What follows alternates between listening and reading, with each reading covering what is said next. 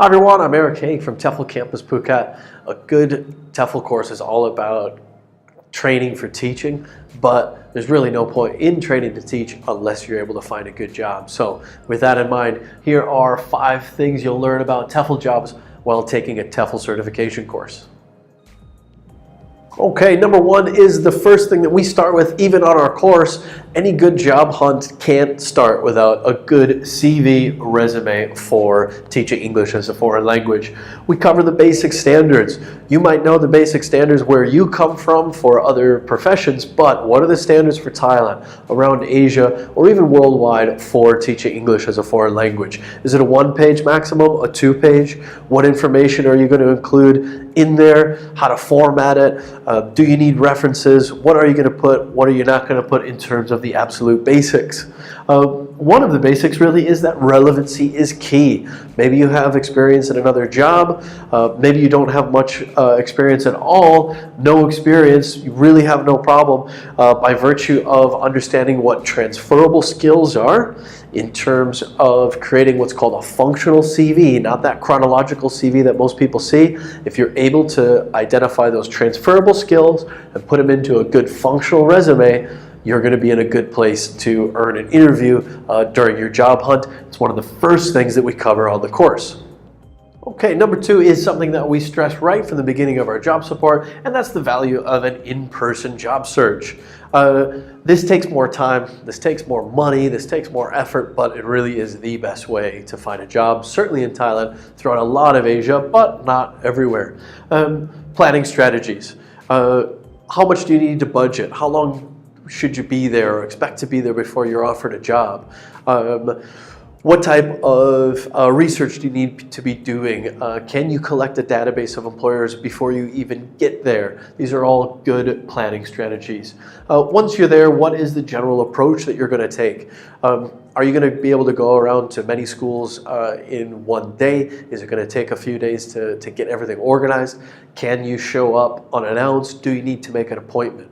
Once you're there, who are you going to talk to? Is it going to be reception? Do you need to go to the English department? These are things you're going to want to know and how to approach things once you're there. And again, though, where it won't work.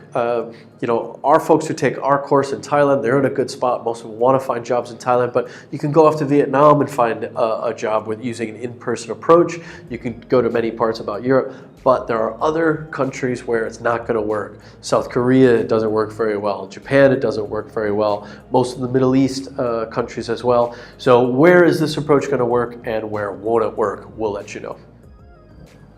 Okay, number 3, what are the common pitfalls and how to avoid them? TEFL is just like many other professions. You're going to get these pitfalls. Life isn't perfect, so you're going to want to know how to avoid them. What are the warning signs of a bad employer? Unprofessional job ads with limited information, rushed interviews. You've interviewed for the job, it's been 5 minutes, they offer you a job, never a great sign of an employer, and then you're asking questions about the job and you get non-committal answers. These are all pretty basic warning signs. We tell you about many more. Bad contracts. Everything seems fine, but then you read that contract that you're supposed to commit to and you start to wonder who you're about to work for. You need to look out for illegal terms of that contract, vague aspects of the contract, contracts that are just too brief. Are they employer-centered and not telling you anything about what their responsibility is for you? Again, all warning signs and indicators of bad contracts. Finally, if you're not already aware of one of the ugliest parts about this industry is that in many parts of the world, isms, racism, ageism, sexism, a heavy preference towards native speakers, all of these are really alive and unfortunately well in this industry. You'll see them blatantly outlined in job ads. You'll see them mentioned in comments to job ads. You're going to need to be aware of them. More importantly, and the benefit of our course is how to get over them, how to make sure that you're able to overcome them and that you're being assessed for your ability to teach in the classroom and not who you are. All right, number 4, we're going to let you know where the jobs are. In general, worldwide, demand for teachers is high. However, if it's popular in South America, where is it popular in South America? If it's popular in Asia, which countries? If it's which country, which cities? If it's which cities, which neighborhoods? We tell you where the demand is. More importantly than that, does the demand meet your goals? If you want to be teaching young learners in a certain country, is the demand there for it? If you've got certain qualifications, is the demand meeting your qualifications, and are you going to maximize your potential income there?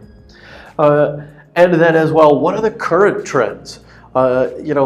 Once upon a time, the demand for teachers in Japan was absolutely through the roof. People were making loads of money, but honestly, those days are behind us. The trends have moved towards other countries, other areas.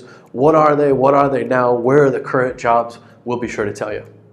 Okay, so we know there's demand for teachers, but number 5, what types of employment is out there? Most people, when they get into this teaching profession, they're considering mainstream education in that classic classroom experience. We're talking about preschool positions, primary or secondary school positions, and then as well as university work as an English language lecturer. You can do those in public or private centers of education. Another main type of employment are at language centers. These are businesses that specialize in the service of English language teaching. You can find all sorts of teaching opportunities here. You could be teaching young learners or adults. You could be tutoring adolescents. You could be teaching conversation classes. You could be doing grammar lessons. You could be doing business English, medical English, legal English. There are loads of different varieties. And then also there's the all-important test preparation English, getting people to achieve a certain score that they need for entrance into university or for a job or a raise. And then a more modern day employment opportunity is online teaching. Where is it available? What kind of income are you going to be able to make? What are the pitfalls of it? Is it right for you, or should you be in a classroom setting? So those are the different types of employment. We certainly let you know what they are. Okay, so this is really just the start of our job support. Our job support is meaningful. It's effective. Training is our number 1 priority, but honestly, it doesn't really mean much unless we help you get a job. So we tell you this and much more. The services start in earnest on the very first day of the course when we help you get your CV finalized, and then we work through the rest of this. We've got private consultations, consulting, basically customized, personalized advice for you to meet your goals, your strengths, your qualifications, where you want to work. Speaking of where you want to work, we're here in Phuket, but even in Thailand there are 2 other centers in our system. Worldwide, we've got over 25 different centers of context that you can talk to in South America, North America, Europe, throughout Asia. We've got a worldwide support system for you, something that most courses really can't say in earnest. We will also be helping you in a lifetime opportunity. Our job assistance does not stop on the last day of the course. I honestly have 2 or 3 grads contacting me every week asking for additional support, and we're happy to give it to them. So if you found this video helpful, please do hit the like button. If you have any comments or questions for us, please do put them in the comment section below. We're happy to follow up on any questions we get. We're happy to receive constructive criticism, any add-ons to this information we've covered. And again, if you so choose, please do subscribe to our channel. We've got lots more help for you. Thanks for listening. We'll see you next time.